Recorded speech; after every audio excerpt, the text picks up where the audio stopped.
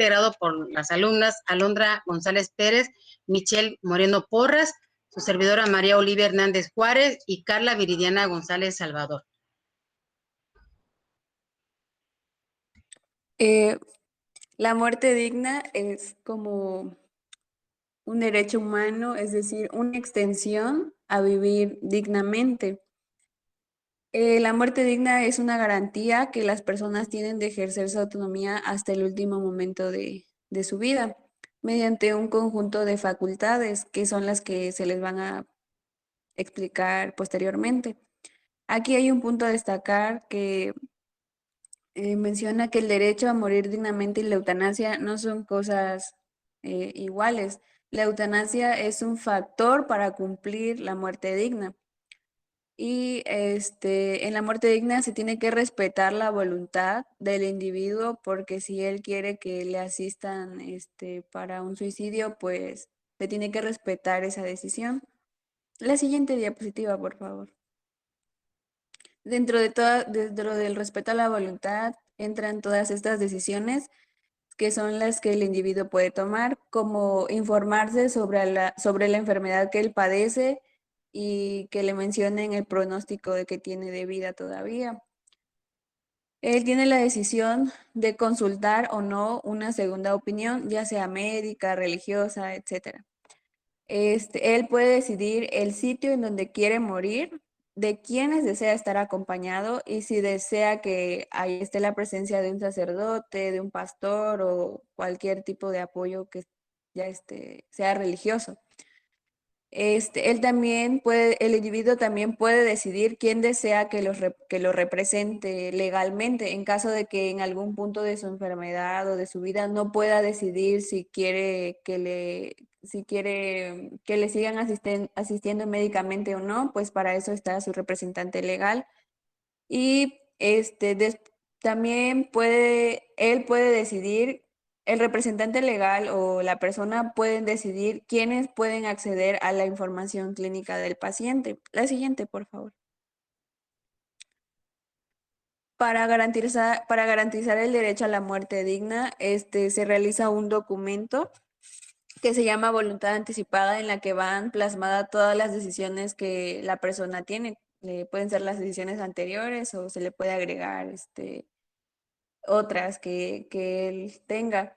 Y también está la determinación de la muerte, que para esto pues cada uno tiene una definición de lo que significa la muerte.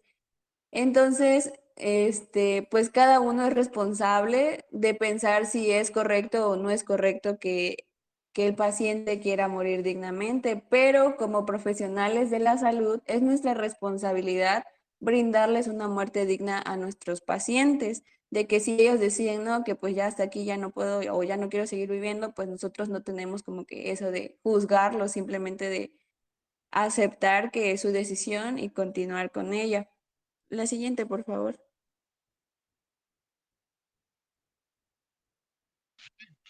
Bueno, dentro de la muerte digna, el cómo el paciente pueda tenerla, existen los estados mínimos de conciencia, es decir, diferentes situaciones que de alguna manera involucran a que este paciente pueda tener o pueda no tener una muerte digna. Como ejemplo, tenemos aquí la muerte cerebral o encefálica. Esto es cuando pues ya el cerebro pues literalmente está muerto, ya no tiene ningún signo de vida. Entonces pues nada más los órganos funcionan a través de em, que respiren a través de aparatos para que pueda respirar artificialmente. Pues en estado de coma, cuando pues ya está viva, pero pues ya no se puede mover. En algunos casos pasa de que sí, la persona despierta, pero en otros casos desafortunadamente ya no. Un trastorno metabólico que pues puede ocurrir ya sea que pues la insulina se le ha subido, hipertensión, y etcétera. Y pues las intoxicaciones que más que nada suele pasar por accidentes o en algunos casos puede ser intencional. En algunos casos, cuando es intencional, puede considerarse como un tipo suicidio, más que, digámoslo así, pero pues depende, ¿no? Qué tipo de intoxicación sea la que la persona esté presentando. Más que nada estos estados, pues desafortunadamente en estos casos el paciente ya no puede decidir si quiere tener una muerte digna en el momento, ¿no? Los médicos informan al paciente sobre esto, perdón, a los familiares y pues ellos deciden, ¿no? Si en el caso del paciente ya no puede como decidir, pues prácticamente en la mano de los familiares está. Por eso es importante que cada persona hable con sus familiares acerca de que si le llegara a pasar algo y como decía mi compañera, ¿no? Que tenga como algo legal, ¿no? Alguien que lo pueda representar en algún futuro. ¿Pueden tener una muerte digna? Sí, sí la pueden tener. Esto dependerá mucho, como les comento, de la decisión que se tome al momento. Por eso es importante que conozcan, los médicos den la información a los familiares de cómo realmente está el familiar o paciente, hasta dónde tiene esperanzas de poder sobrevivir y sobre todo, ¿no? Si ven, por ejemplo, en el caso de una muerte cerebral que más que nada pues, ya no hay nada más que hacer, pues decirle, ¿no? ¿Sabes qué? Hablarlo entre ellos, ¿no? Y sobre todo, en este caso, este, pues obviamente el paciente no va a poder decidir, sí, quiero morir dignamente, pero pues sí pensar, ¿no? Como por qué alargar el sufrimiento o algunas otras cosas y poderle darle mejor una muerte digna. Siguiente, por favor. Bueno, en los mecanismos para garantizar la muerte digna, como ya les decía, pues están la eutanasia, el suicidio asistido, un rechazo de tratamiento, limitación del esfuerzo terapéutico y una sedación paliativa y suspensión de atención médica por fallecimiento. Son diferentes factores que incitan, ¿no? A que tú como persona puedas tener una muerte digna y depende mucho también de, pues, de cuál, ¿no? Si o qué enfermedad padezcas. En algunos casos podría ser una enfermedad como es el cáncer, pues si tú de plano ya no quieres sufrir con quimioterapias, con atenciones médicas y quieres de verdad ya como de alguna manera descansar porque es un desgaste físico, pues ya informarle a tu familia, ¿sabes qué? Pasa esto, esto y el otro, ¿no? En suicidio asistido también se han visto casos de que, por ejemplo, entre parejas o por tal vez alguna enfermedad terminal, mejor deciden quitarse la vida. Un rechazo de tratamiento, en algunos casos también se involucra lo que es la religión, por ejemplo, la religión que no permiten la sangre de otro paciente, porque por diversos, ¿no? Por sus creencias y todo eso. Entonces, ese es un ejemplo, ¿no? Pero pasa de que a veces no me pases esto, prefiero morir mejor, ¿no? Y pues ya es cada uno, es una decisión muy personal, es una decisión muy propia y que hasta el último momento debe ser respetada y si en este caso, ¿no? No, que el familiar nunca me informó que quería, pues a tratar de hacer lo mejor posible porque pues todos tenemos derechos. Siguiente, por favor.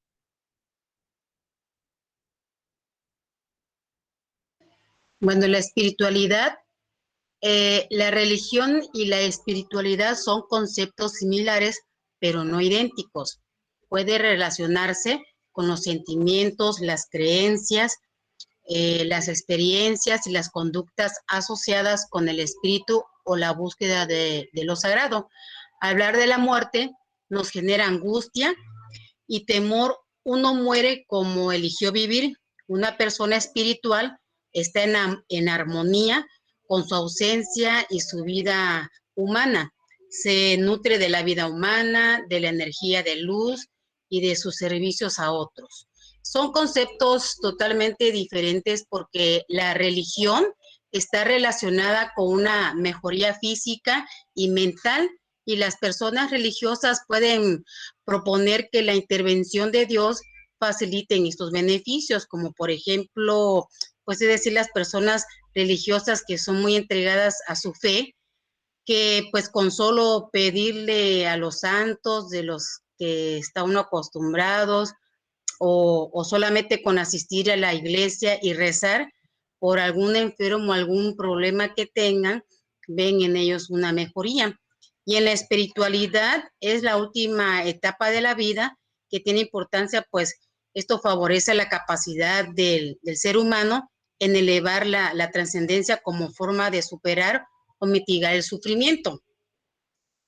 La siguiente, por favor, Y tenemos aquí las necesidades espirituales para una muerte digna, que son, pues, ser reconocido como persona, releer su vida, encontrar sentido a la existencia y al devenir, búsqueda del sentido, liberarse de la culpabilidad, perdonarse, la reconciliación, sentirse perdonado, establecer su vida en algo más allá de sí mismo, con la continuidad de un más allá, auténtica esperanza sin falsas ilusiones y pues expresar sentimientos y vivencias religiosas. Siguiente, por favor.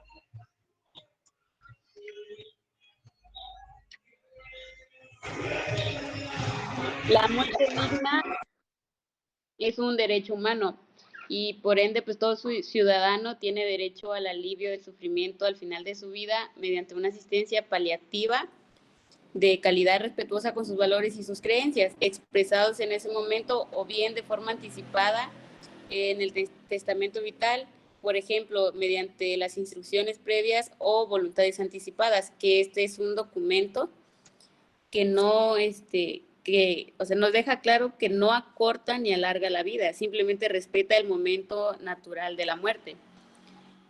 El paciente tiene derecho a tener información veraz sobre su proceso de enfermedad, rechazar un tratamiento, como se mencionaba anteriormente, limitar el esfuerzo terapéutico y elegir sobre las opciones disponibles. Una de estas opciones, pues, podría ser la eutanasia, pero la eutanasia todavía no está legalizada, que todavía está prohibida acá en México. La muerte digna es el hecho, pues, que, o sea, el derecho de que tenemos el derecho de finalizar con la vida, nuestra vida, voluntariamente. Por ejemplo, por el sufrimiento propio o bien si tu familiar está pasando un sufrimiento, pues sería por el sufrimiento ajeno. Y es cuando ya la ciencia, cuando ya la ciencia médica no puede hacer nada, entonces pues para curar una enfermedad mortal ya en etapa terminal. La siguiente, por favor. Bueno, como les decía, que todavía está prohibida la eutanasia, la práctica de la eutanasia acá en México, y según el artículo 166 de la Ley General de Salud, dice que queda prohibida la práctica de la eutanasia entendida como homicidio por piedad, así como el suicidio asistido, conforme lo señala el Código Penal Federal, bajo el amparo de esta ley. La siguiente, por favor. Las decisiones que se pueden tomar en el marco de la muerte digna. Ser informado sobre la enfermedad que se padece y el pronóstico de esta, porque a veces pasa que por no querer, tal vez uno dice, no, es que tal persona si sabe de su enfermedad puede caer en depresión, entonces mejor no le digamos y va a morir sin saberlo. Eso no debe ser así. También tienen derecho a consultar o no una segunda opción, el sitio donde ellos se quieren morir, tienen derecho, las decisiones, perdón, de quienes desean estar acompañados hasta el último momento, si quieren o no apoyo religioso, espiritual o moral, y quién desea que los represente también, si quieren ser donadores o no, porque a veces pues ellos no quieren y los familiares sí, o viceversa, y quienes pueden acceder a su información clínica. La siguiente. Bueno, una muerte digna en México. Para tramitar el documento se necesitan esos requisitos, que es obviamente ser mayor de edad, estar en pleno uso de sus facultades mentales, acudir ante un notario público y elegir un representante y un representante sustituto. En caso de que la persona cuando tenga que tomar estas decisiones no esté en pleno uso de sus facultades, y tiene que firmar ante 2 testigos. La Ciudad de México fue la primera entidad de la nación en aprobar la Ley de Voluntad Anticipada en enero del 2008. Y esta iniciativa también ha sido aprobada en 14 estados más de la República, en los cuales desde que este proceso fue aprobado, más de 10,000 personas ya lo han firmado desde esa fecha. La voluntad anticipada es la decisión que tomamos como personas de ser sometidos o no a tratamientos, a medios medios o tratamientos, procedimientos médicos que pretendan prolongar nuestra vida cuando ya estamos en una etapa terminal, como se mencionaba. Y es muy importante contar con una constancia legal de nuestra voluntad, que es esta, para la toma de decisiones y acciones de tratamientos médicos que se van a ejercer sobre nosotros. Gracias.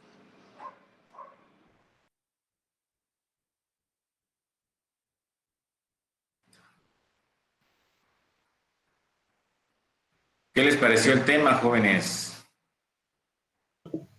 Bastante interesante. Sí, es un ¿verdad? tema muy interesante. Muy entendible también. Sí, muy entendible. Sí, explicaron muy bien. Sí, la verdad sí.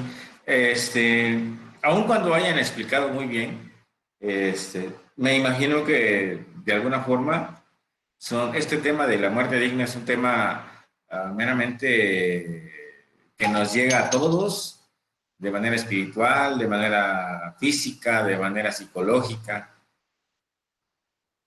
pero tenemos que enfrentarlo, ¿no? Así es que no sé si quieren reforzar algo, porque aun cuando, como les digo, explicaron muy bien, me gustaría que alguien diga, no, pues a mí me llama la atención esto porque no lo había visto o algo por el estilo, ¿no? Espero sus comentarios, jóvenes. ¿Puedo participar? Claro, Alejandra. Bueno, a mí me llama mucho la atención ese tema porque considero que debería estar aprobado aquí en México porque es un derecho, considero que debe ser un derecho. Y me parece, no sé, que hay algo que se llama ortotanasia, que es algo como darle medicamentos para que no sienta tanto dolor y creo que eso sí está permitido en México, pero no Es sé. parte de los cuidados paliativos, ¿no? Sí, es parte de los cuidados paliativos. Y me parece que eso es como, siento que como que los médicos o el personal de salud también ve esa parte de la muerte digna, entonces por eso es que hacen eso de la ortotanasia. Más por liberarse algo legal, entonces por eso hacen lo de cuidados paliativos, para que no sufra tanto esa persona.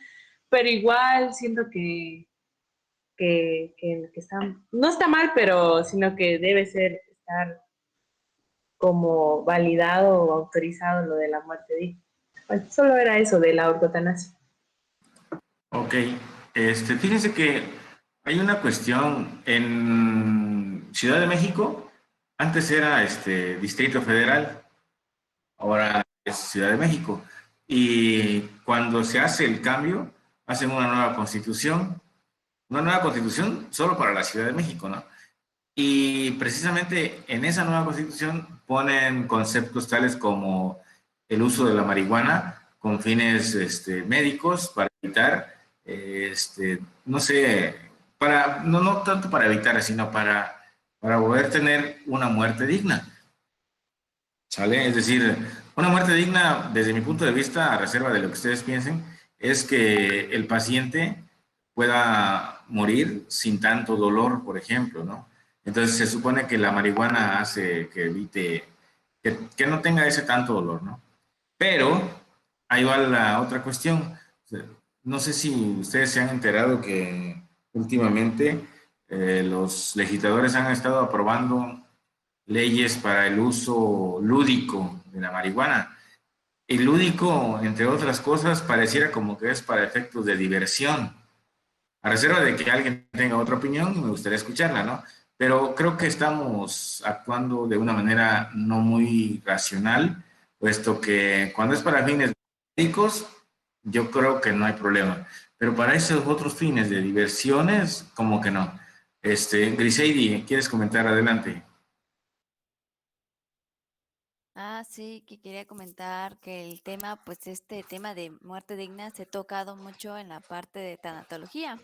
Entonces es muy interesante en las épocas pues de noviembre, ¿no? Pero ¿cómo pues sí, la definición de muerte digna en una vez entré y dijeron que es étnico, amplio, pero también controversial, porque depende de la cultura de la persona decide cómo quiere morir y en dónde, pero en la parte moral de otras personas, porque esto es de moral, entonces, que yo quiero que me entierren, no sé, no quiero que me hagan fiesta ni nada de eso, ni funeraria, pero quiero que me entierren, no sé, abajo de un árbol, ¿no? Entonces, pues otros dirán, oye, eso no es una muerte digna, eso morir bajo un árbol, no. Para mejor de mi moral, sería que pues sería en una capilla o enterrarla o hacerle su cajón, ¿no? Pero otras personas pues no lo ven así. Entonces, pues hay dos personas que me llaman mucha la atención en la historia. Uno es de la historia de la música clásica, que es Mozart, en la que pues era muy brillante, pero pues su adicción y todo al trago y todo eso, pues lo llevó a la pobreza y en vez de que él comprara un lugar o un agujero para que fuera enterrado dignamente, pues no fue así, lo tuvieron que meter en la fosa común por no tener los gastos para pagar. Entonces, pues años después quisieron buscar su cuerpo, pero pues solo encontraron lo que es su cabeza. Y otro que es el descubridor de la LSD, del ácido, pues su muerte digna, él dijo claramente, yo quiero que me pongan LSD. Yo quiero morir así, yo lo descubrí, quiero alucinar, quiero ver de otro mundo cómo es la muerte. Entonces la esposa pues tuvo que acatarse, le inyecta y pues así murió con alucinaciones. Entonces muchos dicen, oye, pero ¿por qué se drogó? Eso no es muerte digna, eso le tuvo miedo a la muerte y no sé qué tanto, pero es mucho la cuestión moral, hay mucho polémica en la cuestión de nuestras morales, de nuestros principios, como nos ha enseñado y siempre la cultura influye mucho. No vamos a diferenciar entre una cultura de Tuxtla Gutiérrez con una cultura en frontera, ¿no? Que en frontera, pues aquí lo envuelven en mantas y lo meten así en la tierra, ¿no? Y aquí, pues te compramos tu cajón, te hicimos tu velorio, te hacemos tu capilla y toda la onda.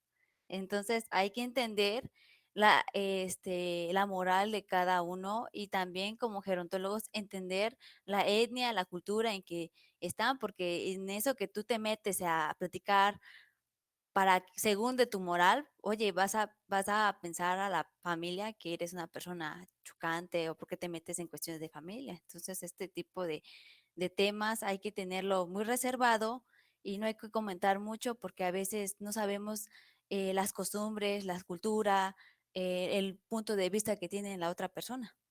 Entonces, esa era mi opinión. Es correcta tu opinión. Fíjate que importante, ¿no? Aquí hay una cuestión. Si se dieron cuenta al principio bueno, una vez que terminaron de exponer las compañeras, les comenté que tenía muchos puntos de vista y si nos vamos al punto de vista espiritual, habría que tener la madurez necesaria para reconocer que nacemos, crecemos, vivimos una vida y llega un momento en que tenemos que fallecer, ¿no? Pero abusados porque ese tiempo puede ser corto o puede ser largo, depende de la situación en que uno se encuentre, ¿no? No creo que ustedes no sepan el hecho de que han habido casos donde una persona al momento de nacer muere, o a veces no llega ni a nacer, entonces, o a veces tarda un año y muere, o ya tiene 110 años y todavía sigue viviendo, ¿no? Entonces, ¿qué pasa ahí con la cuestión de la muerte digna? Son cosas que cada uno de nosotros tiene que, como discernir, como tratar de entender el hecho de qué significa el término muerte digna. Algunos dirán muerte sin dolor, algunos dirán muerte sin que te des cuenta, algunos dirán una muerte tranquila. No sé, probablemente sea eso una muerte digna. Lo contrario a eso, ¿qué sería? No sé, una riña donde se están agarrando dos personas a balazos, para mí eso no es una muerte digna. En un accidente de tránsito, por ejemplo, que alguien va atravesando una calle y viene un conductor ebrio y, y lo atropella y le pega un aventón de aquellos marca Acme, y que a final de cuentas casi lo desarma y muere la persona, eso tampoco sería una muerte digna, ¿no? Entonces, me gustaría escuchar algo así como que para ustedes, 2 o 3 personas que participen, ¿qué sería, en lo personal, para ustedes, qué significa tener una muerte digna? Pues en mi personal, pues yo ya lo vi pues en parte de mi papá y dije yo, no, pues si el día en que yo muera, o sea, quiero que me lo cumplen tal y como, como lo dije, y sería, no, pues mi muerte digna para mí es que me cremen y me tengan dentro de la casa, porque eso de que me van a ir a meter en un hoyo y ni siquiera me van a ver, es para mí no. Entonces, si yo tuviera una enfermedad terminal, pues sí, me gustaría que me dijeran, no, pues ya, desconécteme, ya la verdad, ya no voy. O antes de que yo caiga en coma, oye, ¿saben qué? Ya desconécteme. O sea, ya para qué voy a vivir algo así. Y eso no es vida, pues. Entonces mejor me desconecte. Esto yo lo vi con un médico que su hija tenía leucemia y su hija, o sea, lloraba que ya papá, ya desconéctame, ya no aguanto. Y el papá con todo su corazón no lo quería hacer y ya después, como vio que su hija estaba sufriendo mucho, pues le hizo la eutanasia, pero pues tuvo que ir al pobre médico, a psicólogos, porque no aguantaba, o sea, que él había, en pocas palabras, él decía que había matado a su hija, cuando en realidad no, pues la hija le dijo que lo hiciera, pues. Y esa matrimonio terminó en divorcio, porque la mamá le culpaba al papá, siendo médico, ¿por qué lo desconectaste a tu hija? Que no sé tanto. Y él dijo, no, es que mi hija estaba sufriendo mucho y yo no quería verla sufrir. Además, ella me pedía que la desconectara. Entonces yo verla así, dije, no, mejor para que descanse en paz, pues, lo desconectó. Hay 2 cuestiones ahí que tomaste en cuenta. Enseguida te doy la palabra, Carolina. Es que hablaste acerca de algo que va a pasar después de la muerte y algo antes de la muerte. Yo considero que la muerte digna es ese punto intermedio, es decir, la decisión que tú puedes tomar para cuando llegue ese momento. Por eso es muy importante que platiquemos con nuestros seres queridos, independientemente de que en Chiapas no exista esa ley de las voluntades anticipadas, que por cierto, quiero felicitar a Diana Laura Hidalgo, que fue la única persona que me mandó su tarea al correo. Los demás brillaron por su ausencia. Espero poder apoyar en algún momento a Diana Laura. Si lo llegara a necesitar, estaría yo muy contento con ello, pero estoy esperando que a los demás también me manden su tarea, ¿no? Y es cierto, no les dije que me lo mandaran, pero el hecho de que lo hagan habla muy bien de ustedes.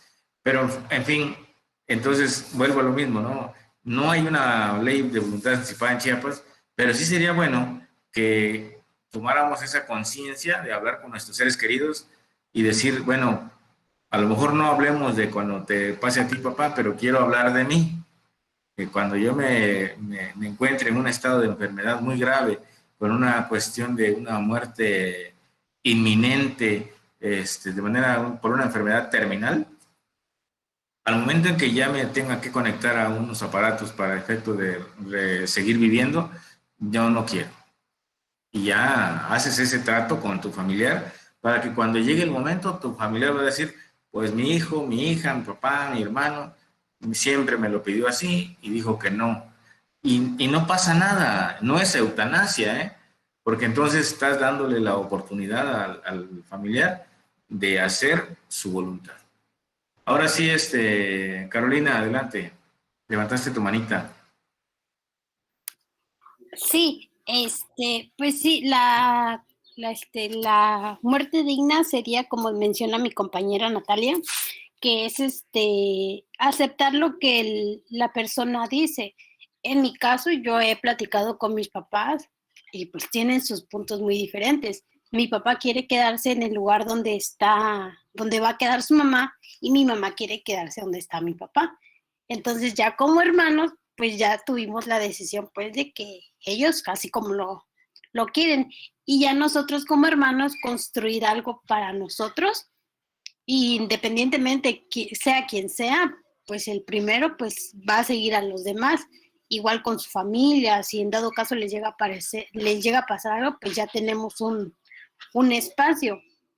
Y sí, como dice Natalia, no hay que respetar si está viendo que el enfermo en este caso está sufriendo, y si él lo pide, pues sí, ¿por qué no negarse? Porque no le estamos dando una muerte digna, le estamos haciendo sufrir y no le estamos respetando su voluntad. Esa era mi participación.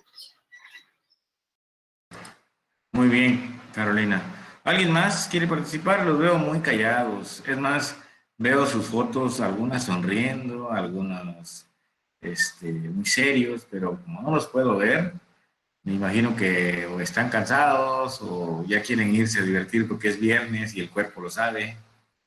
Pero, adelante, Alejandra. Dígame. ¿Alguna participación en respecto al tema de muerte digna? Es lo que comentaba. ¿Cuál es tu postura? ¿Qué piensas de ello? ¿Ya platicaste con tus familiares o algo por el estilo? Pues la verdad, de eso no lo hemos platicado con mis familiares, que sí es algo importante, pero como se mencionaba, de que está la idea muy religiosa de que si lo pienso, si lo digo, me va a pasar pronto. Entonces, por eso nadie platica de eso. Aquí en la casa nadie no platica de eso porque dicen pues que es como atraerlo y así. Uy, no sé, no lo platica. No voy a ser como el karma, ¿no? Pero el karma es cuando tú haces algo malo y te paga la vida de volada, ¿no? Sí, no, ellos lo único que piden es de que se regrese. Pues nosotros toda mi familia es de Villaflores, entonces lo único que han dicho es que si les llega a pasar algo, que se regresen a Villaflores. Es lo único.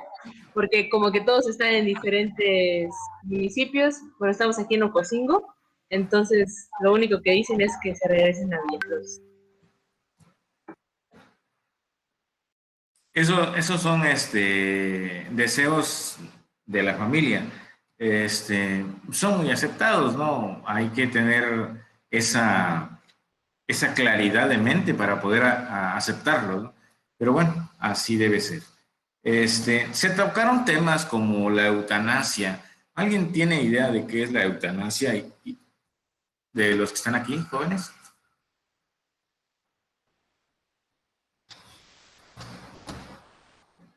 Es cuando te aplican como un tipo de inyección letal, ¿no? Para que ya no sufras. Igual y lo que decía mención Natalia de que me desconecte, pues caería en eutanasia, ¿no? Porque yo creo que muerte digna sería morir morir ya por tu enfermedad, pero te siguen metiendo medicamentos, creo que era parte, ¿no? De la muerte digna. O pues, no sé, si estoy internado y me dicen que ya no tengo solución, pues que te lleguen a tu casa y que ya ahí pues eso es la muerte digna, dependiendo de la vida del paciente, que haya dejado, por así decir, en sus últimas circunstancias. Ok, ¿alguien tendrá la idea de cuál es la diferencia entre muerte digna y eutanasia? Porque se me ocurre que hay una diferencia, pero me gustaría escucharlos. Independientemente de que en cuanto termine de hablar, le voy a comentar cuál es mi punto de vista. Alejandra Pérez, adelante.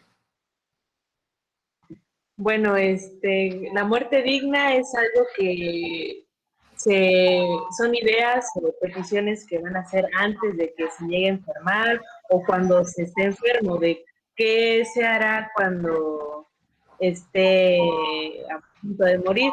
Y la eutanasia es cuando están enfermos y ya no pueden con la enfermedad y piden que pues ya no sé cómo explicarlo, que pues la muerte digna son los deseos y va a ser como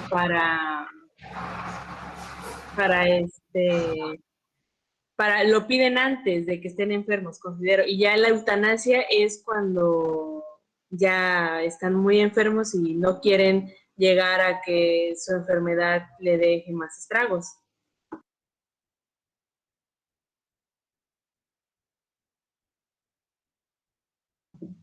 Su micro está apagado. No sé si está... Sí. Va Carolina, después Montserrat y después Alondra, ¿sale? Adelante, Carolina. La muerte digna es cuando tenemos que, cuando si estamos enfermos tenemos que ir al hospital, ¿no? Y no dejarnos morir. Tenemos, por parte de los familiares, recibir la atención médica y si es un cáncer terminal, pues ahora sí, seguir con el tratamiento hasta que el cuerpo aguante.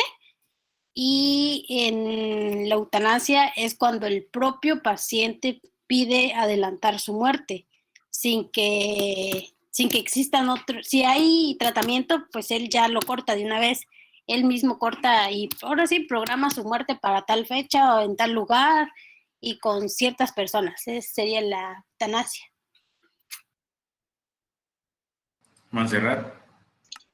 Que la muerte digna sería por decisiones propias y la eutanasia, pues, decisiones hechas por terceras personas. Voy a comentar, en este caso también podría ser la eutanasia decidida por el paciente, pero ayudado con con terceras personas. Adelante, Alondra, y después Stephanie. Creo que sí se mencionó, de hecho sí se mencionó en la exposición que que la eutanasia y todo ese tipo de cosas son factores para cumplir una muerte digna. Se refiere a como que la eutanasia es el proceso de acelerar la muerte, entonces no hay como que algo en común con la muerte digna, sino que ¿cómo es?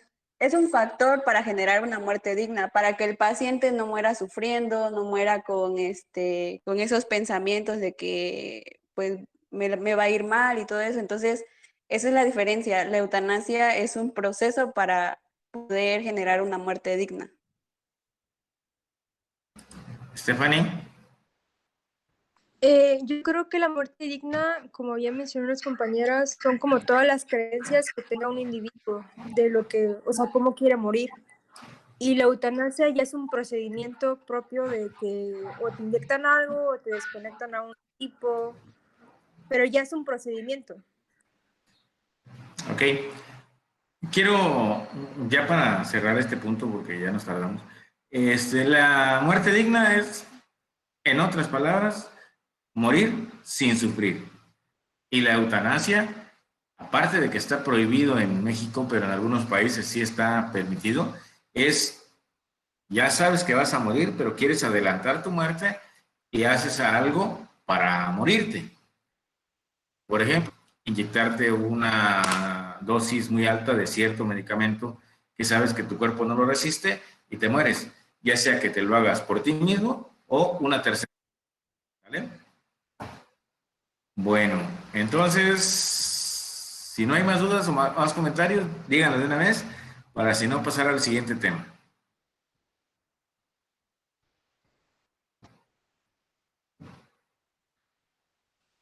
Creo que ninguna. Ok, entonces vámonos con el siguiente tema. Adelante, equipo.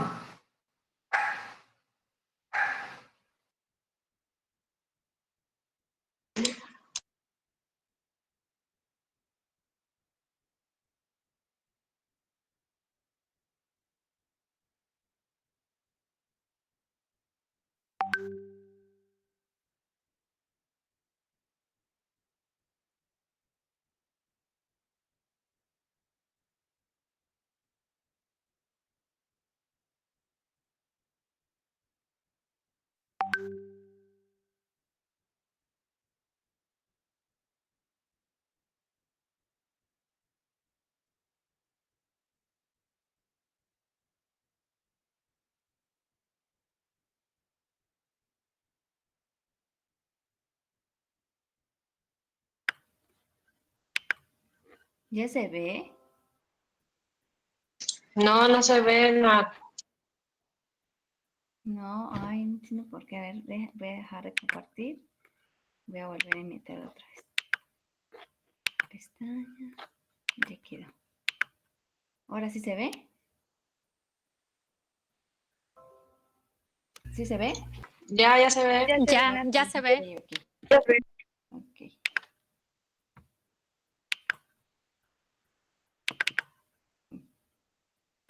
está.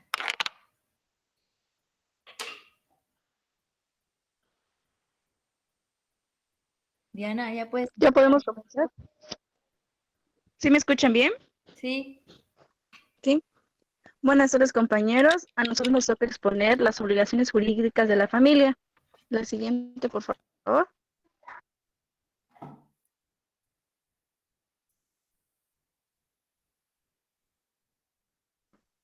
La siguiente, Nat. Ya está, ¿no? Conceptos generales. En conceptos generales, sí. El primer concepto que tenemos es el derecho a la familia, que se define como el conjunto de normas jurídicas que regulan las relaciones personales y patrimoniales de los miembros de la familia. Esto se refiere a las normas de orden público e interés social que van a regular y van a proteger a la familia y a sus integrantes, así como su organización y desarrollo integral sobre la base del respeto a los derechos de igualdad, a no discriminación, respeto a la dignidad humana, en orden a lo establecido en la Constitución Política de los Estados Unidos Mexicanos. Dentro de esto encontramos a la familia, que desde un punto de vista jurídico se define como un grupo formado por la pareja, sus ascendientes y descendientes, así como partes de otras personas unidas a ellos por vínculos de sangre, es decir, los hijos, los esposos, concubinato o civiles, a los que el ordenamiento positivo impone algunos deberes y obligaciones dentro de la sociedad. Por lo tanto, se puede decir que la familia está constituida por dos o más personas que comparten una vida material y afectiva en la que se dividen las tareas y las obligaciones, por cuanto hace la satisfacción de actividades que permiten su subsistencia, desarrollo y calidad de vida integral, así como la convivencia solidaria, de ayuda mutua y de apoyo moral, dirigido a todo ello a lograr y procurar el desarrollo personal de cada uno de los miembros. El interés familiar debe entenderse como el medio de protección de los intereses y derechos de los miembros del núcleo familiar para que se cumplan los fines familiares como es la asistencia mutua, la solidaridad, la convivencia, la subsistencia, la reproducción, la afiliación, la relación afectiva, la educación, la unidad económica y la formación de un patrimonio dentro de un matrimonio. La siguiente, por favor.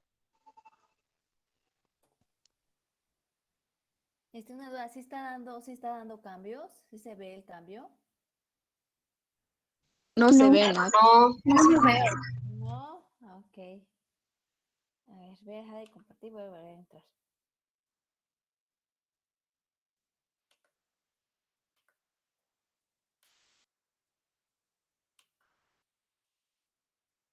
¿Ahora? ¿Sí se ve?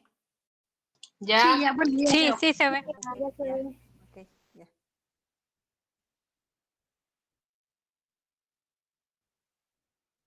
Vamos a ver las clases de familia. En primer lugar se encuentra la nuclear, que se refiere al grupo de parientes integrado por los progenitores, es decir, el padre, la madre y sus hijos. También está el monoparental, que se integra por uno de los progenitores, es decir, la madre o el padre y los hijos. En esta, los hijos pierden el contacto con uno de los padres, ya sea prolongado o ya sea prolongado, quiere decir por un cierto tiempo, o ya sea que definitivamente ya no tienen comunicación con, ya sea con el padre o con la madre. Extensa o amplia, está conformada por los abuelos, los padres, los hijos, los tíos y los primos. Este tipo de familia están en contacto permanentemente, pueden vivir varias generaciones en la misma casa, se relacionan y interactúan como red social de apoyo y sobre todo es la base de ayuda mutua entre ellos. Luego está la ensamblada, que se integra por familias reconstituidas, por dos familias monoparentales o por miembros nucleares familiares, que al separarse se unen nuevamente con nuevas personas o grupos familiares, formando otra nueva estructura familiar. Y finalmente está la homoparental, que está formada por una pareja que al convertirse en padres, ya sea a través de adopción, esto es para aquellos matrimonios que no pueden concebir y ya tienen que buscar a alguien que rentar, así como rentar el útero para que puedan tener a su hijo, o ya sea por adopción, o incluso también puede ser por forma de reproducción asistida. Diana, La siguiente, por favor. Perdón que te interrumpa, Diana. Creo Sí, que el parental es para parejas del mismo sexo. Si te das cuenta en la imagen lo menciona, es decir, hombre, hombre, mujer, mujer, y que tienen una adopción de un hijo, ¿no? Sí, sí, sí. Adelante. Es correcto lo que dice. La siguiente, por favor, Nat.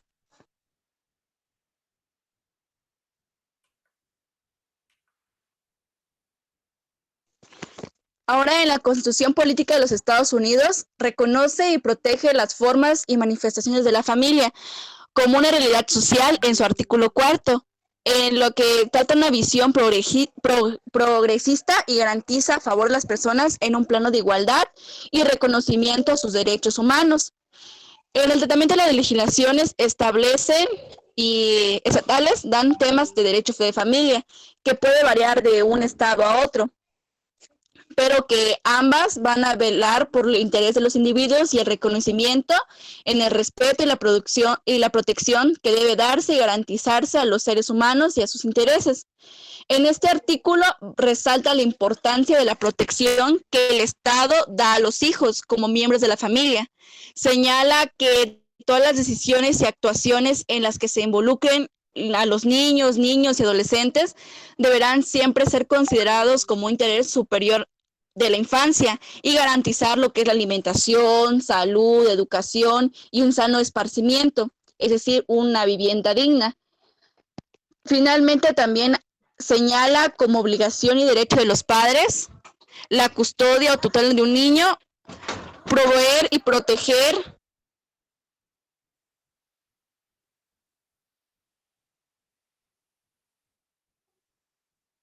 Diana. Perdón, se fue. ¿Me escuchan? Sí. A estos en todo lo necesario para la satisfacción de sus necesidades y la procuración y protección de su integridad física, emocional y social. La siguiente, Nat.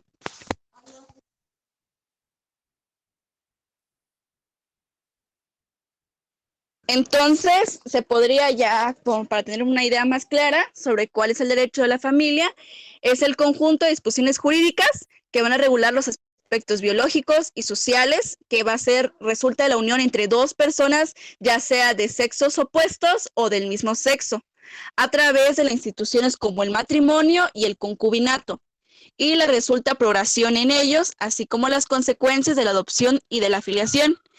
En ese sentido, se resaltan tres fuentes de la familia jurídica totalmente reconocida. La primera, que son las familias que nacen de la unión de dos personas, por ejemplo, que nacen dentro del matrimonio, en el concubinato y la sociedad de convivencia. La segunda, que aquellas que tienen como origen la procreación, es decir, a partir de los vínculos de parentesco que surgen entre ellos, padres e hijos, y de estos como los parientes de sus progenitores, sean estos nacidos dentro o fuera del matrimonio. Y finalmente la tercera, que es las que tienen su origen en la Constitución que hace de ellas la ley y no por nexos sanguíneos, como es el caso de aquellos vínculos que se crean semejantes a los naturales entre el adoptante y el adoptado.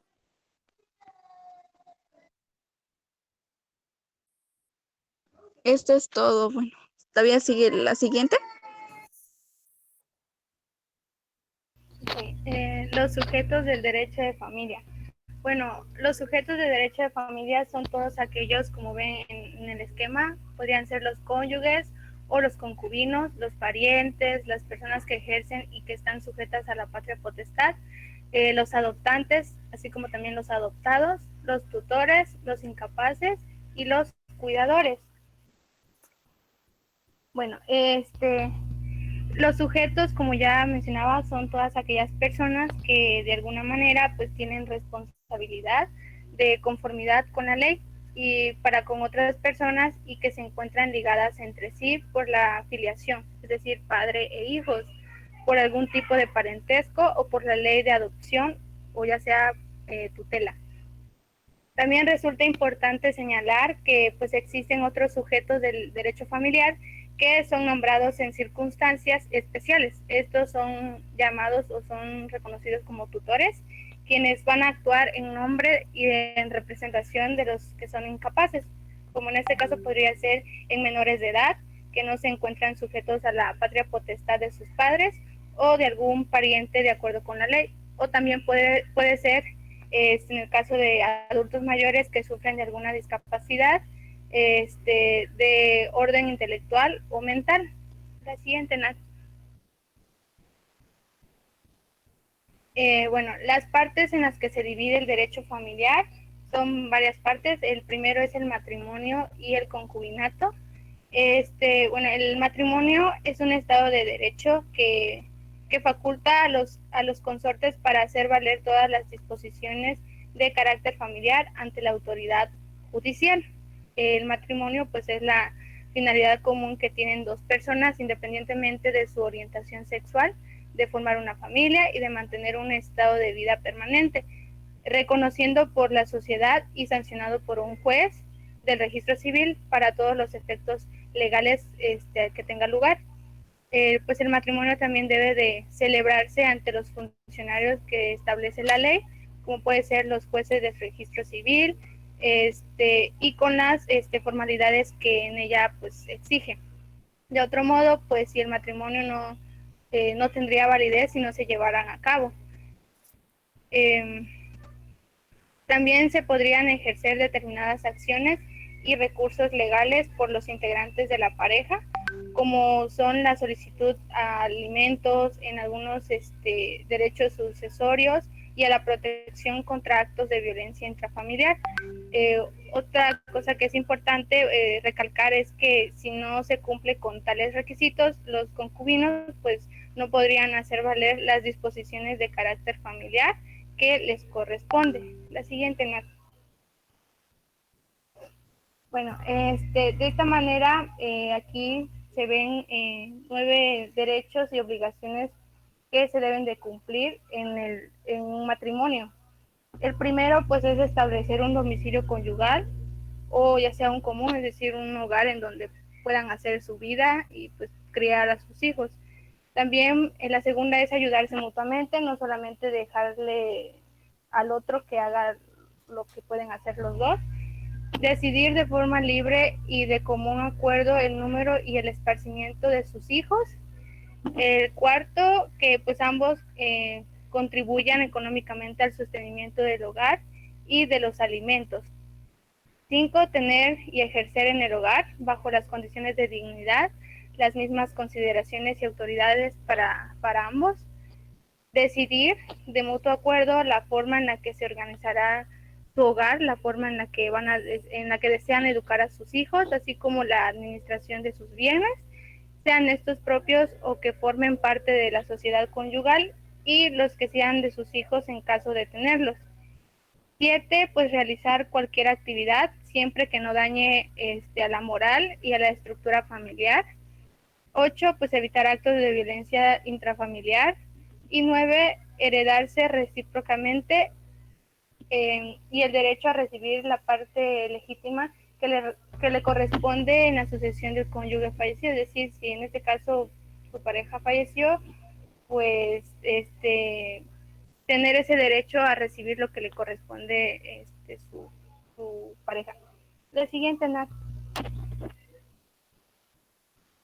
Bueno, en el Código Civil se establece pues la obligación de ambos cónyuges para contribuir a los fines del matrimonio, que son la perpetuación de la especie que puede o no darse y la ayuda mutua.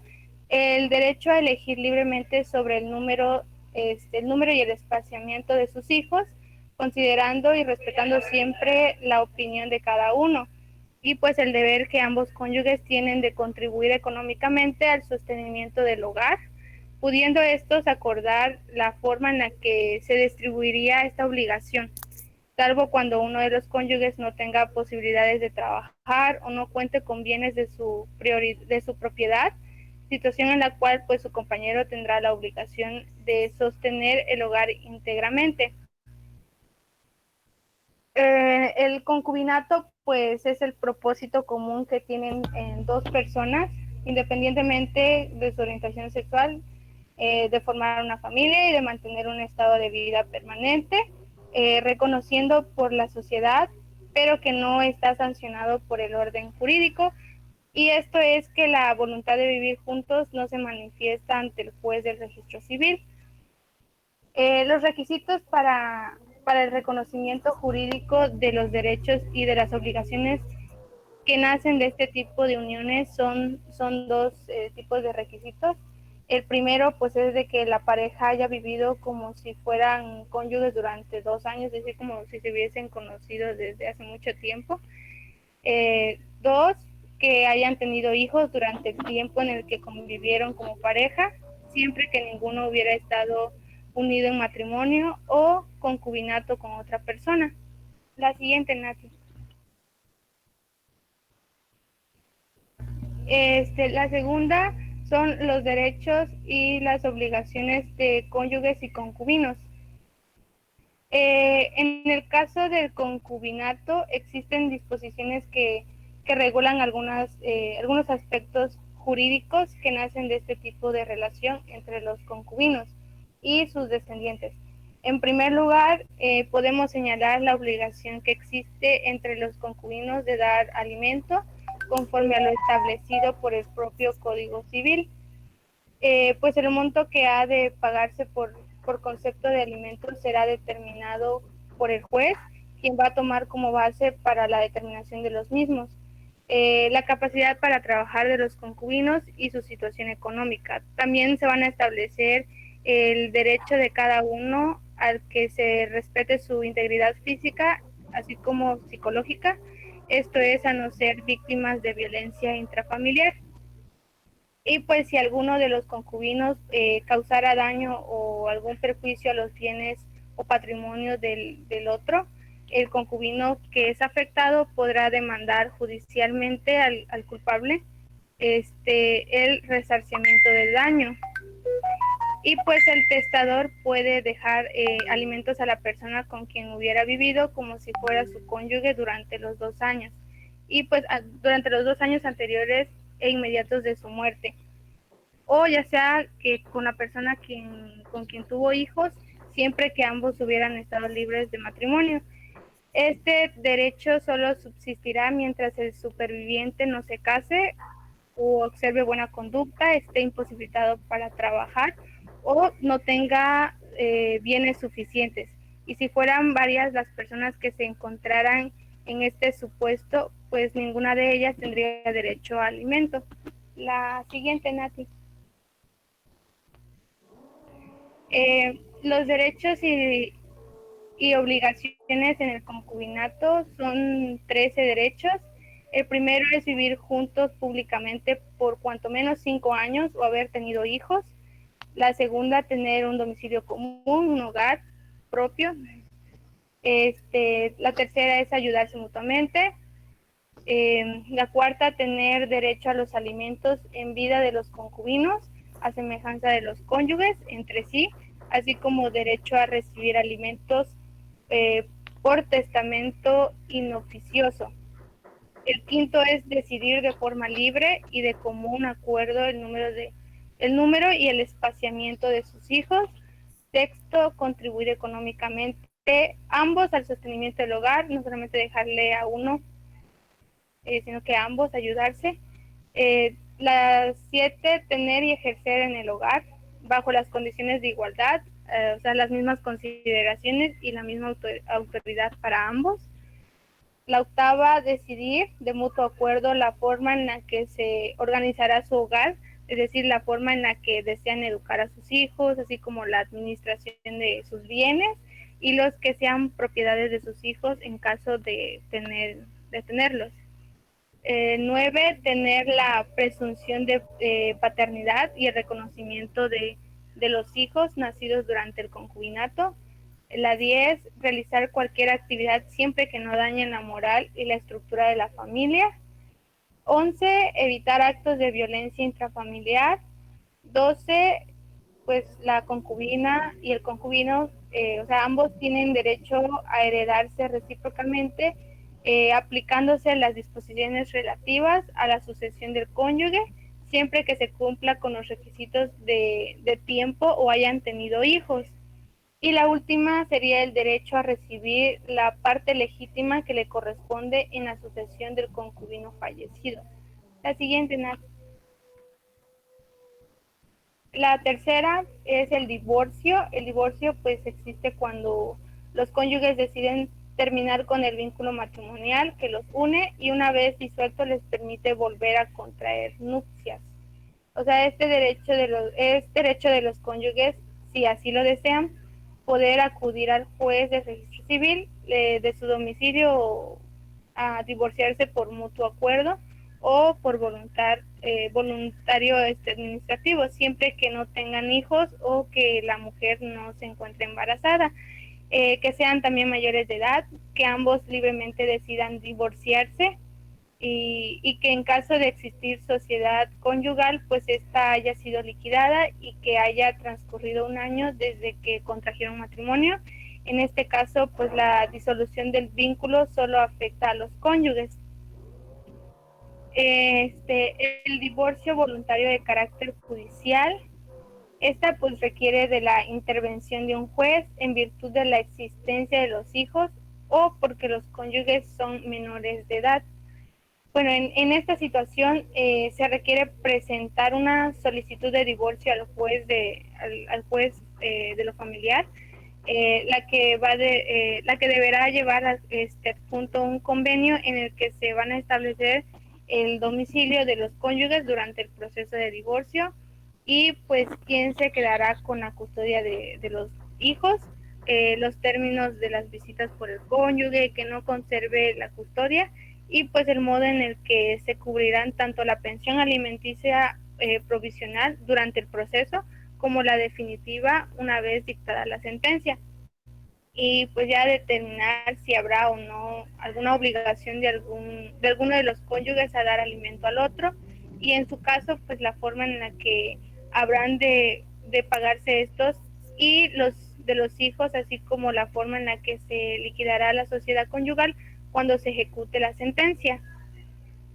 El divorcio necesario casual, bueno, puede solicitar a alguno de los cónyuges en virtud de ocurrir alguna de las causales del Código Civil. Bueno, para poder llevarlo a cabo este tipo de divorcio se va a requerir que exista un matrimonio válido, o sea, que se señale como casual una de las establecidas por la ley y que se tenga capacidad jurídica y que no haya habido perdón por parte del cónyuge ofendido. También que se acuda ante el juez de lo familiar y que se presente la demanda a tiempo. Las causales que pueden tener o que puede tener puede ser por adulterio, que la mujer dé a luz a un hijo concebido antes del matrimonio y no sea reconocido legalmente por el cónyuge, la propuesta del marido de prostituir a la esposa, o ya sea pues la incitación o la violencia hecha para que el cónyuge cometa un delito, o sea, los actos inmorales ejecutados en los hijos también, y la existencia de enfermedades de transmisión sexual o dañinas para la salud del otro cónyuge, o ya sea también la de los hijos, así como la impotencia o la locura, o ya sea la incapacidad mental. La siguiente, Nat.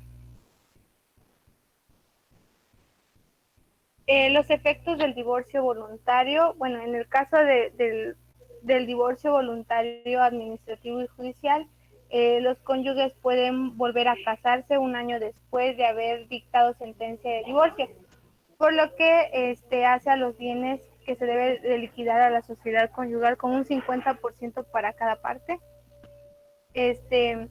o como se estipula en la capitulación. En el caso del divorcio judicial, pues la liquidación queda queda esta de recibir alimentos, y si ambos son declarados culpables, ninguno podrá exigir alimento del otro. La otra, pues, es de que la mujer tendrá derecho a alimentos por el mismo tiempo que haya durado el matrimonio, siempre que no tenga ingresos suficientes y no contraiga matrimonio o sea o se una a un concubinato. Y pues en el caso de que haya hijos, ambos cónyuges conservarán la patria potestad. Los efectos del divorcio necesario son tres igual. En la primera es que hay disolución del vínculo matrimonial. La segunda, que en el caso del divorcio necesario, pues el cónyuge inocente quede en libertad de volverse a casar de inmediato si así lo desea. Y pues la cónyuge inocente también deberá esperar 300 días para volver a casarse a partir de que se presente la demanda de divorcio, pues para evitar problemas de paternidad con respecto a sus hijos que nazcan, y pues 180 días después del matrimonio o 300 días después de haberse disuelto el matrimonio.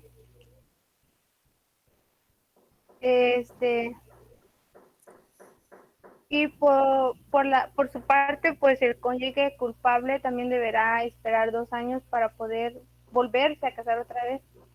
Y el último es que el cónyuge inocente conserve todo lo que le hubiera heredado o le hubiera dado su esposo o su esposa, y podrá reclamar lo pactado o promedio en su provecho. También, pues el cónyuge culpable perderá todo lo que se le hubiera dado por parte de su esposo o de su esposa o por otro en consideración a este. La siguiente, Nat. Mariana, Mande. Les voy a cortar tantito. Este tema es muy interesante. Podríamos hoy parar ahí y el miércoles, bueno, la próxima clase que nos veamos, partimos a partir de la diapositiva 14. ¿Por qué? Es mucho lo que vamos a comentar y ya no vamos a tener tiempo, ¿sale? Sí, está bien, profe. Bueno, jóvenes, ¿algún comentario al respecto? Este también es un tema que es bastante agradable escucharlo y saberlo, ¿no? En recomendación a ustedes jóvenes que todavía, para los que ya se casaron, pues ya ni modo, ya se casaron, pero a los que no se han casado, recomendarles que platiquen bien antes con su pareja qué régimen van a ocupar, porque existen dos, el de bienes separados y el de bienes mancomunados. Y es bueno que conozcan cuál es uno y cuál es otro, ¿sale? ¿Qué ventajas tiene uno, qué ventajas tiene el otro? Para que así en un futuro no tengan de qué arrepentirse de nada, ¿sale? También es bueno que conozcan cuáles son los derechos que se tiene cuando se es concubino o concubina. ¿Por qué lo menciono? Porque hay muchos jóvenes que hoy día ya dicen que el matrimonio pues ya no les interesa. Lo único que hacen es tratar de convivir junto con su pareja un tiempo y ver si se llevan bien o no, pero en ese inter pueden procrear familia y si es así, pues ya trae consigo derechos y obligaciones como que si se hubieran casado, ¿no? Entonces, no sé si hay algún comentario. Yo tenía una duda. Dime. ¿En qué se diferencia la sociedad conyugal y la separación de bienes? Ok, muy buena pregunta. Fíjense, la sociedad conyugal es como que todos los bienes que se compren dentro del matrimonio, a partir de que se casan en adelante, son de los dos, ¿sale? 50% para el hombre y 50% para la mujer. O ya con esta cuestión de la libertad de género, bueno, 50% para una pareja y 50% para la otra, ¿sale? Eso es en cuanto a sociedad conyugal. Y en separación de bienes se puede decidir si se compra, no sé, una propiedad, a nombre de cuál de los dos ponerlo, ¿sale? Ahí va el tip. Imagínense que en el matrimonio uno de los dos trabaja o es el dueño del negocio. y tiene por ahí algunos detalles con Hacienda. Entonces, cuando compra él una propiedad, es muy loable o muy, como le dijera yo, hábil el hecho de decir, bueno, esta propiedad la vamos a sacar a nombre tuyo, le dice a su pareja, ¿no? La pareja es la que no tiene ingresos. ¿Por qué? Porque si la pareja que tiene ingresos llega a tener algún problema fiscal o algo que le tengan que quitar algo, pues ya al momento de que no es de él, pues ya no se lo van a poder quitar. Eso sería una ventaja, ¿sale? No sé si con eso queda claro tu duda. Sí, sí, sí. Gracias. Hay otro detalle también que quiero que tomen en cuenta. Independientemente de que sea separación de bienes o sociedad conyugal, dentro de esta última, o sea, dentro de la sociedad conyugal, se puede hacer una figura que se llama capitulaciones matrimoniales. ¿Qué significa eso? Que aun cuando sea sociedad conyugal, se puede llegar a un acuerdo y decir, bueno, ahí decidimos qué cosa se compra a tu nombre y qué cosa a mi nombre, ¿no? Pero tiene que estar como un contrato inscrito en el registro público donde se especifique esas capitulaciones, qué porcentaje le corresponde a cada uno. Alejandra Pérez, adelante. Tengo una duda. ¿La herencia entra también en los bienes? Sí. ¿O solo va a ser a partir del matrimonio? No. Lo que pasa que con el matrimonio, acuérdense de esto, lo que les comentaba el día de ayer, en una pareja, cuando están casados por sociedad conyugal, el 50% es de uno y el 50% es de otro.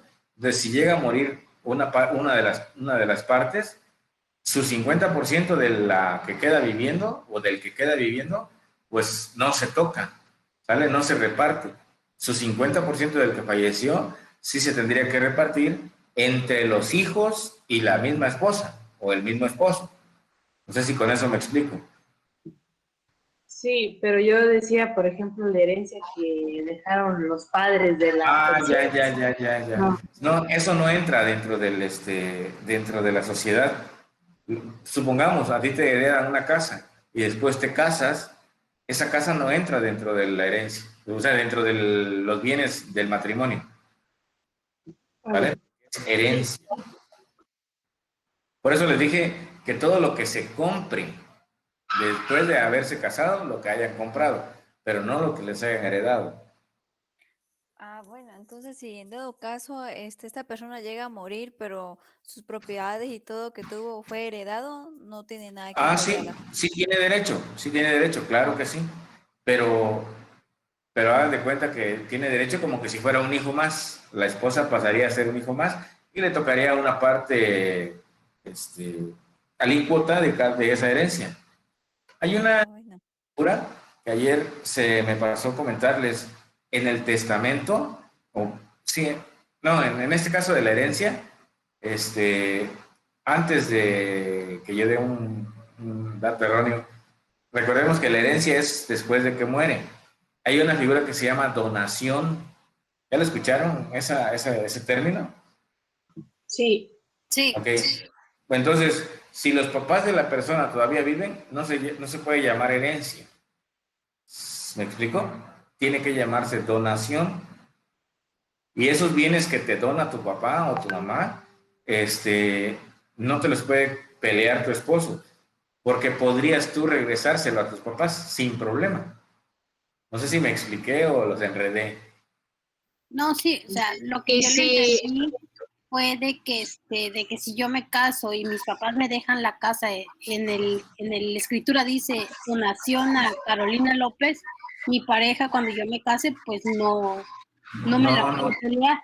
No te la puede pelear para nada. En caso de que lo peleara, tú dices, oye, tranquilo, esta es una herencia, y si quiero, se lo regreso a mis papás, ya. Obviamente no lo vas a hacer, pero no te lo puede pelear. Profe, ¿y si lo hereda cuando ya está casado? A ver, si lo hereda, es decir, está casado y luego fallece la persona, o sea, alguien falleció y te deja en herencia una casa, tampoco entra en el pleito del matrimonio, porque es herencia. Por eso les dije, lo que hayan comprado, sí. sí entendí. Es que sí tenía dudas Este es acerca un de arma eso. de dos filos, porque a veces, si hablamos de una mujer que no está trabajando y quisiera pelear la herencia que le dejaron a su esposo, pues no podría, ¿no? Pero también, a ver, Ángel, ibas a comentar algo. Sí, yo tenía una duda acerca de los dos tipos de divorcio, el divorcio voluntario y el divorcio causal. O sea, el divorcio voluntario es como cuando los dos, ambos quieren separarse, Sí. pero hacían mención de que el juez dictamina quién de los dos es culpable. O sea, Ah, no. si hay un culpable, entonces ya sería causal, ¿no? Exactamente, exactamente. ¿Y Pero dónde Porque está aquí ese divorcio detalle, express? no sé si ya lo escucharon por ahí, que hoy día ya no es necesario que exista una causal, es decir, es que mi esposa o mi esposo me engañó y por eso me quiero divorciar, ya no, es que mi esposo me golpea, ya no, o sea, hoy día, si una de las dos partes se quiere divorciar, con que diga ante el juez, ¿sabe qué, señor juez? Vengo a presentar mi demanda de divorcio porque ya no quiero estar casado con fulano tal, ¿no? Y ese se llama un divorcio incausado, ¿vale? Así es que, oye, no te quiero dar divorcio, no me importa, yo me quiero divorciar y me divorcio. Si no quieres llegar, es tu problema, ¿no? Pero de que se divorcia, se divorcia. Pero ¿dónde está ese divorcio express que, por ejemplo, que se separan, tardan 4 años separados, y por lo tanto, ante la ley, pues ya eres soltero? Pero, o No, sea, sí procede no. ese divorcio El express. divorcio express es el voluntario. Tú vas con tu pareja al registro civil y dicen que nos queremos divorciar y ya lo decidimos, firma un documento y vámonos. Eso es todo. Ah, bueno. Que estés separado de tu pareja 4 años no quiere decir que ya te vas a divorciar. A los 2 años tú puedes iniciar un juicio de divorcio y decir, pues ya no, ya tiene 2 años sin vivir aquí conmigo y pues me quiero divorciar y ya con eso. Ah, bueno. Está bien. ¿Sale? Hay algo que también me llama la atención y quisiera que lo viéramos de una vez, es el hecho de que de los derechos que que nacen del matrimonio. Es decir, tú estás casado y tienes derecho a los alimentos, tienes derecho a decidir cuántos hijos vas a tener. Hay una palabra ahí que utiliza el código y dice el número y espaciamiento de los hijos. ¿Qué significa eso?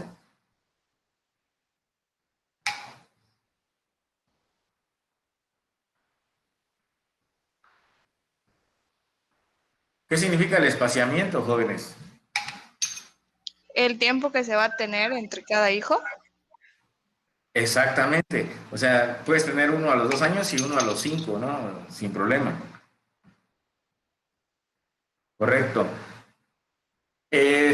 También es importante que conozcan el hecho de que no solamente del matrimonio surgen obligaciones y derechos, también del concubinato, y el concubinato, las compañeras claramente lo dijeron, que es cuando una persona ha vivido más de 2 años, o creo que alguien mencionó 5 años, como que si fueran pareja, o en su defecto que hayan tenido hijos. Y si es así, pues ya se configura la idea de que son concubinos. Para poder tener un documento, tendrían que ir al registro civil y decirle al juez de registro civil, ¿saben qué? Queremos una constancia de concubinato, tenemos ya 2, 3, 4 años viviendo juntos, tuvimos un hijo, traemos a 2 testigos y queremos que nos haga un documento donde ya, y con eso se lo hacen. La pregunta aquí sería, ¿y para qué me sirve esa constancia de concubinato? Bueno, resulta que si uno de las parejas trabaja y tiene seguro social o tiene ISSSTE, podría inscribir al otro como su afiliado, cosa que sin tener esa constancia no se podría. ¿Vale?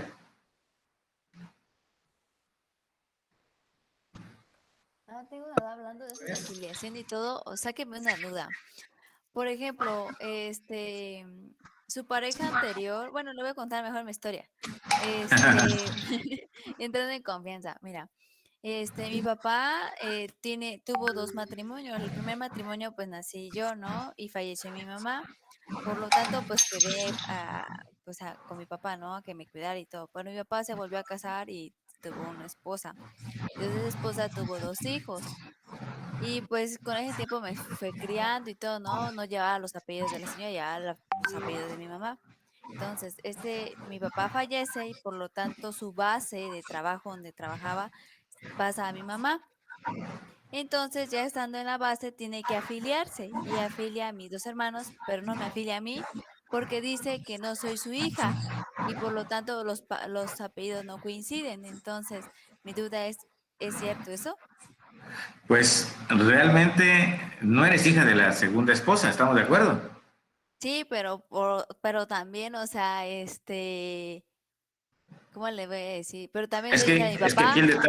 el detalle fue que la plaza se lo heredó a su esposa en ese entonces, no a su hija, porque me imagino que no tenías la edad suficiente, si no, tú lo pudiste haber peleado. Sí, sí tenía la edad, pero el problema es de que Tenías yo otros planes. no me pedían requisitos que yo no tenía, como por ejemplo tener título de que había terminado la carrera y no lo Ah, ya. tenía. Entonces me encrocharon y me dijeron, no se puede proceder, tienes que tener mínimo, aunque sea un título, para que tú puedas proceder a la base. Si no tienes eso, no se puede. Hasta que tengas el papel, ahí sí vienes y tal vez se pueda apelar, me dijeron así. Pero, ¿qué pasa con la pensión? ¿No te dejaron una pensión? Sobre la pensión, ¿no? Según la Conagua, tiene una política en que si te dan la base, por lo tanto la pensión no, porque Ya ya te no está hay. heredando la base, No, pues te está pues dando te el tocó trabajo, bailar pues. con la más fea, ¿eh? Porque si Y hubieras pedido, te la dan a ti. pues sí, bueno, pues sí, tiene sus pros y sus contras, porque si hubiera entrado mi ciclo escolar bien, tal vez sí hubiera alcanzado, pero pues no, tuve que entrar después de 2 años, por cuestiones familiares y cuestiones pues también, sí, económicos también. Entonces, Ujú. por eso. Pero le preguntaba, pues, si es cierto eso que no se puede afiliar. Pues sí, no, es que las instituciones tienen sus reglamentos y no todas tienen lo mismo. Entonces, en este caso, creo que les dieron a elegir o la base o la pensión. La base no te la pudieron dar a ti, entonces se la dieron a la señora y entonces la pensión se perdió. Bueno, no se perdió, sino que le va a quedar a ella, pero a ti te... ¿no? Bueno, No quedé bailando, pues, sino que también hizo su testamento, pues, o sea, sí me tocó, pues, lo que voy, pero yo lo que iba ya al ya. trabajo. Bueno, ahí vas a tener tu trabajo, vas a ver. Gracias. Pero realmente así es. Ok. ¿Vale?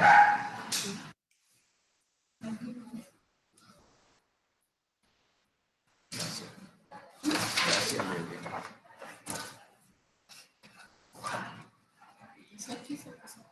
¿Ah?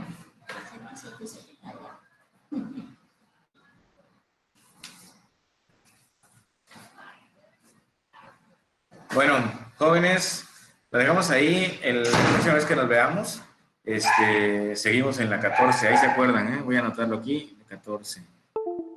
¿Va? Sí, Está bien, licenciado. Sí, gracias. El miércoles. Fíjense.